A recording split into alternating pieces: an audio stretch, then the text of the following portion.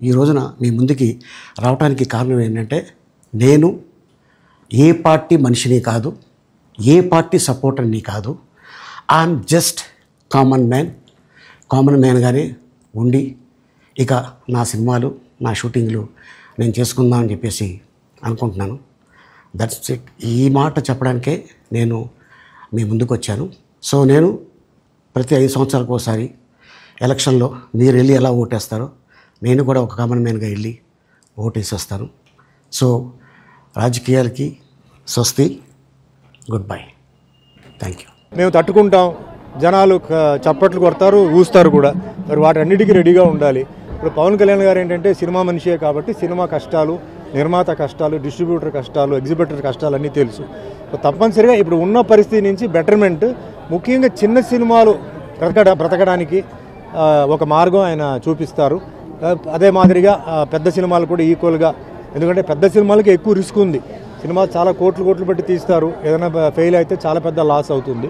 So అది కూడా ఉండి ముఖ్యంగా డిస్ట్రిబ్యూటర్స్ బ్రతికి ఉండేలాగా దారి చేయాలి, అది చాలా ముఖ్యం. సినీ రంగంలో ఉన్న వాళ్ళు కొంతమంది రాజకీయాల్లోకి వచ్చి ఇప్పుడు రాజకీయాలకు సార్ ఇది ఒక్కొక్కరు ఇండివిజువల్ డిసిషన్. అది ఇప్పుడు పాలిటిక్స్ అనేది ఒక డిఫరెంట్ సబ్జెక్ట్ సార్.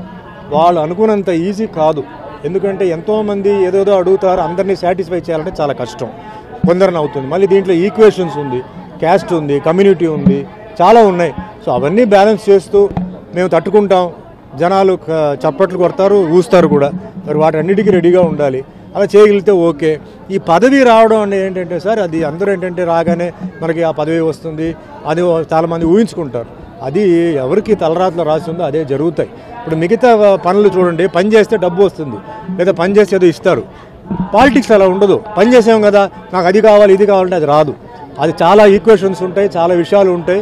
సో అలా ఉంటే పార్టీకి మీరు పని చేయండి, లేకపోతే మీ పని చూసుకొని వెళ్ళిపోవాలి, అంతే. 1999లో నేను రాజకీయాల్లో అడుగుపెట్టాను. మా పెద్దాయన డాక్టర్ డి రామానాయుడు గారి కోసం. ఎందుకంటే నేను చైల్డ్ ఆర్టిస్ట్ తర్వాత నేను మళ్ళీ ఒక వయసు వచ్చిన తర్వాత నాకు అద్భుతమైన అవకాశం ఇచ్చి ప్రేమ ఖైదీ అనే సినిమాతోటి మళ్ళీ నా కెరీర్ స్టార్ట్ అయింది చైల్డ్ ఆర్టిస్ట్ తర్వాత.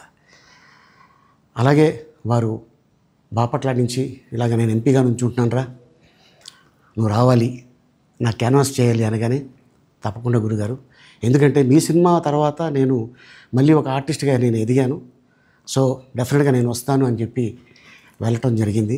అప్పుడు టీడీపీ హయాంలో దాదాపు ఒకే పార్టీలో 20 సంవత్సరాలు నేను ఉన్నాను. తర్వాత మళ్ళీ ఇటు రావడం జరిగింది. నాకు అన్నం పెట్టింది ఫస్ట్ నా తెలుగు ఇండస్ట్రీ, నా తెలుగు ప్రజలు, ప్రేక్షక దేవుళ్ళు, నా నిర్మాతలు, నా డైరెక్టర్సు, నా హీరోలు. ఈ రోజున ఈ రేంజ్లో నేను వెదిగాను. 45 సంవత్సరాలు ఇండస్ట్రీలో ఉన్నాను. దాదాపు 1200 సినిమాలు పైచిలుకు యాక్ట్ చేయడం జరిగింది, 6 భాషల్లో యాక్ట్ చేయడం జరిగింది. ఓకే, నేను దయాగుణం ఉంది, భగవంతుడు ఇచ్చాడు కాబట్టి నాకు రాజకీయం తోడైతే కొద్దిగా 10 మందికి నేను సహాయపడగలను అనే ఉద్దేశంతో రాజకీయాల్లోకి వచ్చాను తప్ప రాజకీయాలు చేయాలని రాజకీయాల్లోకి రాలేదు. ఇండస్ట్రీ నాకు ఇంత మంచి లైఫ్ ఇచ్చింది, నేనేం చేస్తే బాగుంటుంది అని నలుగురిని చూసి నేను ఒక ట్రస్ట్ పెట్టుకున్నాను మా నాన్నగారి పేరున. దాదాపు 16 సంవత్సరాలు అవుతుంది నేను ట్రస్ట్ పెట్టుకొని. ఏ రోజు కూడా ఈవెన్ దో కోవిడ్లో కూడా ప్రతి నెల వాళ్ళకి 1000 రూపాయలు నేను సాయం చేసేవాడిని. కోవిడ్లో కూడా ఆపకుండా అలా కంటిన్యూగా సాయం చేస్తూనే ఉన్నాను. చాలామందిని నా కుటుంబంలో అవ్వచ్చు, బయట వాళ్ళు అవ్వచ్చు, చుట్టాల్లో అవ్వచ్చు, చాలామందికి చదివించాను నేను. అండ్ అలాగే మా తల్లిదండ్రులు నాకు ఇచ్చిన ఆ ఒక గుణం అది అందరితో పంచుకోవాలని చెప్పి ఉద్దేశంతో నేను ట్రస్ట్ కూడా పెట్టుకున్నాను. నా ఇన్కంలో దాదాపు 20% నేను ట్రస్ట్కి ఇవ్వటం జరుగుతుంది. గతంలో కూడా చెప్పా, ఫారిన్ కంట్రీస్లో ఏదైనా ఈవెంట్స్ చేస్తే దాంట్లో నుంచి 60% ట్రస్ట్కి వెళ్ళి 40% నేను తీసుకునేవాడిని. సో ఇట్లాగా చాలా సేవలు చేసి ఉన్నాను కాబట్టి ఈ మాట కూడా నేను మీకు చెప్పుకుంటున్నాను. అండ్ అలాగే నేను వ్యక్తిగతంగా ఎవరి మీద ఏ పార్టీలో ఉన్నా కూడా నేను నా పార్టీ గురించి నేను పొగుడుతాను.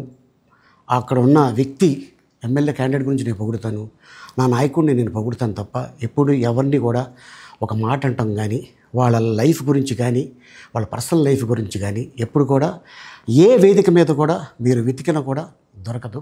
ఇప్పుడు ఆపరేషన్ లేకుండానే మోకాళ్లకు ప్లాస్మా ట్రీట్మెంట్. మీ ఆర్థోపెటిక్ సమస్యలన్నిటికీ రోబోటిక్ టెక్నాలజీ ద్వారా తక్కువ ఖర్చుతో శాశ్వత పరిష్కారం. Free consultation. ప్రతి ట్రీట్మెంట్ పై 20% డిస్కౌంట్. ఈ ఆఫర్ కొద్ది రోజులు మాత్రమే. త్వరపడండి. V9 hospitals 9281465842.